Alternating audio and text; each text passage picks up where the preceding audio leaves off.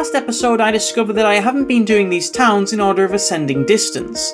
My first list was very wrong. There were towns that were missed and Rotherham shouldn't have been on it at all. I have an updated list now, but I still have 2 more episodes based on the old list, so my plan is to upload Wakefield and Willoughby and then switch over to the new list for future cycles. Hi, I'm Stuart Morris. I'm cycling to every large town near me in order of ascending distance and rating them, with the end goal of reaching Flamborough. This is your review.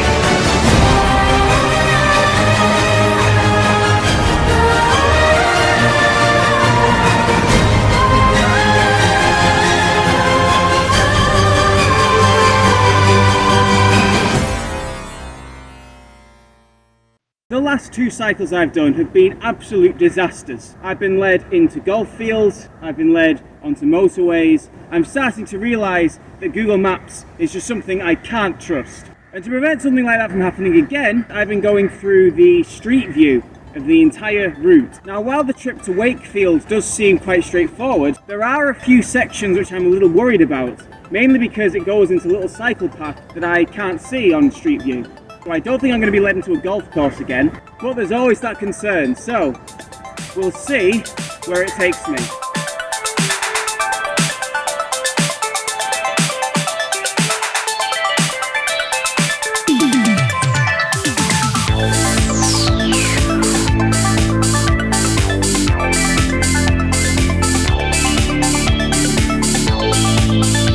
Not long after I left the busy roads, I heard a strange noise coming from my front tyre.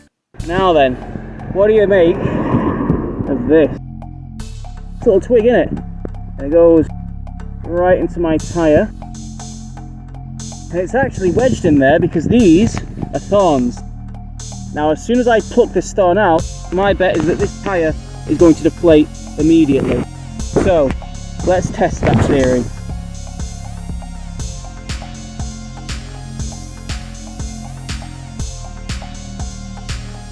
I don't hear a hiss. I think I'm going to sit here for a bit, just to make sure that my tyre isn't going to deflate, and then continue on my merry way. It looked like my bike was still functioning, so I cycled to the point where my street view knowledge ended.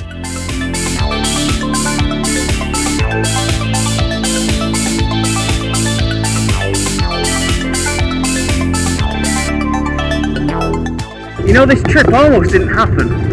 Because today is Tuesday and Wakefield was supposed to go into Tier 3 restrictions on Monday, but because the second national lockdown is happening on Thursday, the government decided to give Wakefield a break. So now it's staying in Tier 2 until Thursday.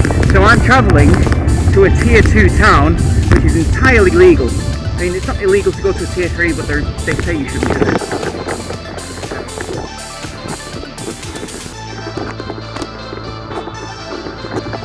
My tyre is showing no signs of going down. Maybe the thorn didn't puncture the inner tube, but I'm looking forward to the chance of fixing it if it does go down. Eventually, I ended up next to Lowther Lake, one of the most beautiful areas I've ever cycled through. This is also where I crossed the River Aire.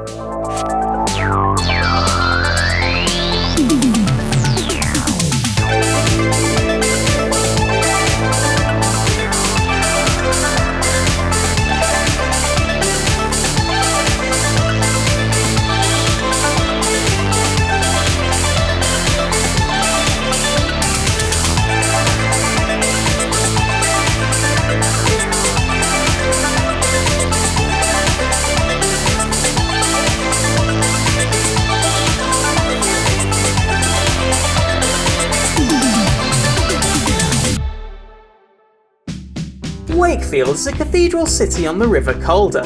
16th century man John Leland describes Wakefield as a very quick market town and meaterly large. This is not the same person as 21st century author John Leland, who has likely never been to Wakefield as he is American.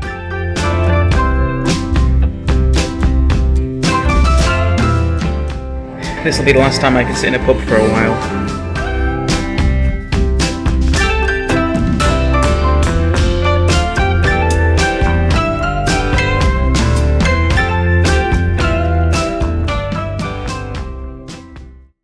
first place I checked out was the cathedral at the heart of the city. I was pleased to discover I could watch acts rehearsing for an organ recital later in the day.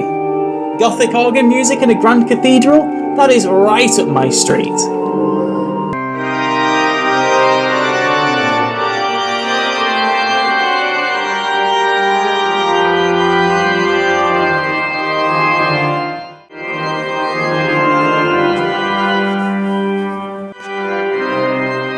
And here we see the cathedral's choir robes alongside the holy data servers.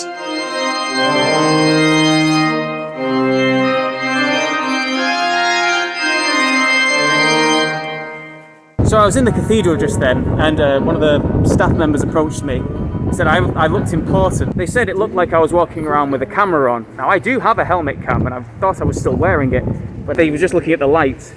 But that brought them over, and they started telling me all sorts of stories about the cathedral. So the cathedral has recently gone through a massive regeneration project. Decades, centuries of smog and smut from the coal mining town of Wakefield had stained all of the bricks in this cathedral black. And they've had to manually go through and clean them all individually to restore it to its former glory. In fact, the cleaners, to show just how dark and dreary the stones were, they actually left 2 black stones behind. And well, it's a bit of a contrast when you compare it to what's around them. But not all the grand buildings in Wakefield are dedicated to religion, as can be seen in the sleek and modern Trinity Walk Mall. The shopping centre features a windowed roof, elegant art pieces, and even Selby-style outdoor speakers. It is a lovely shopping centre, but from a York Review perspective, I never really know what to do in places like this. You can't exactly buy things because you'll have to carry it back. Also competing for shoppers' attention is the Riding Shopping Centre, which won European Shopping Centre of the Year in 1984. Now, I can't verify this award victory. I can only find winners dating back to 2017 on the ICSC website. But surely the Yorkshire Post and the Wakefield Eagle wouldn't lie to us.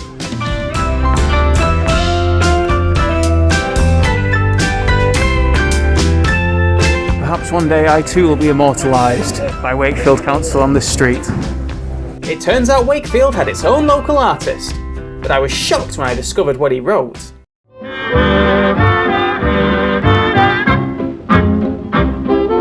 Run, rabbit, run, rabbit, run, run, run. Don't give the farmer his fun, fun, fun. He'll get by without his rabbit pie. So run, rabbit, run, rabbit, run, run, run. The bridge I'm standing on here dates back to 1342. It is so old that it has its own chapel.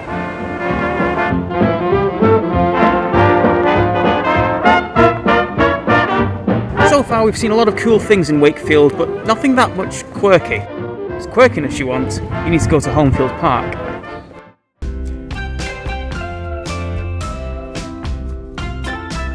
Rhubarb! Commemorated in statue form. Built in 2005. A lot of you may not know this, and I imagine that most people in Wakefield don't know this. But Wakefield is considered the capital of the Rhubarb Triangle, an area in Yorkshire which is well known for growing rhubarb. Specifically Yorkshire forced rhubarb, which the EU recognises as a protected food name, like Stilton cheese or champagne. You can only call it Yorkshire forced rhubarb if it grows here. This crop spends 2 years in the fields collecting sunlight, but is then moved to completely dark sheds. Without sunlight, the stalks turn red and tender, and are picked by candlelight to keep them dark. Wakefield is a lovely city, with a pretty cool cathedral, 2 big shopping centres, and a charming waterfront as well, including a bit of whimsy with a few rhubarb statues dotted here and there. I think cities as a whole generally fare quite poorly on York Review, mainly because there aren't many things that I can do apart from looking at the size of everything, which gets boring after a while. But having said that, there's still quite a lot in Wakefield to keep me entertained, and I definitely recommend that you come here. So I'm giving Wakefield a Yorksh out of Yorkshire. This is actually episode 23 as well, which means that the next one is going to be the halfway point through the series. Now we're going into national lockdown in 2 days' time, so I'm not sure if I'll be able to do it. I would very much like to get to number 24 before 2021. It'll all depend, we'll have to wait and see.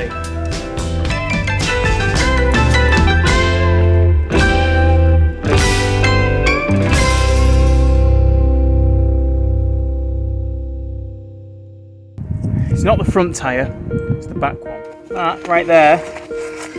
This is a flat tyre, completely, irredeemably flat. It's time to fix it.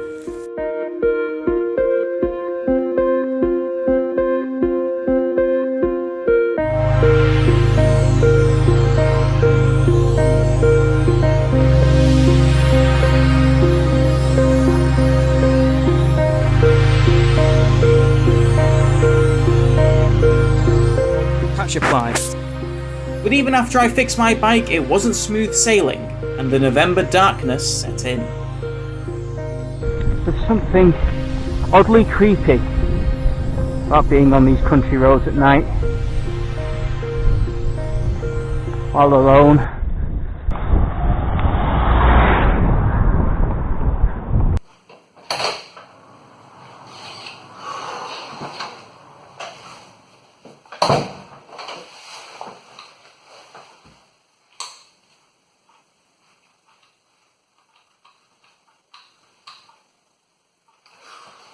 Well, might as well.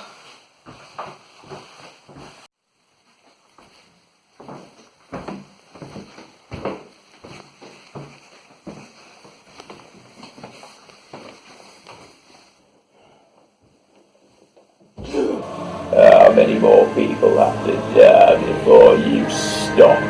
What? I haven't killed anyone. Oh, 3 back-to-back storms. The UK flooded. A global pandemic. All since you started this series. It's just a YouTube series. I'm not responsible for any of this. Open your eyes, lad. This series is cursed. I promise you there'll be more pain, more damage, more death going on, and it's not gonna stop until you